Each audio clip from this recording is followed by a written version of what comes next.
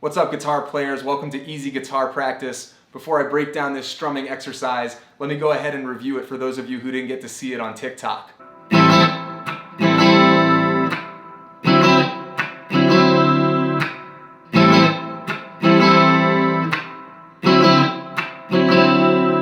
We always think it's helpful to start by hitting the strum pattern without the chords.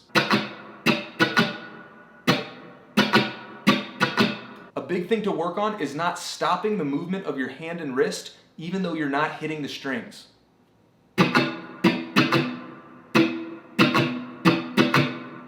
After that, we're just playing two chords. A minor 7, which is 5, 7, 5, 5, 5, 5, and a D7 9, which is 5, 4, 5, 5. Take your time with the chords if they're new to you, and only play this at a tempo that allows you to really nail it. Have fun improving your skills, and we'll see you next time.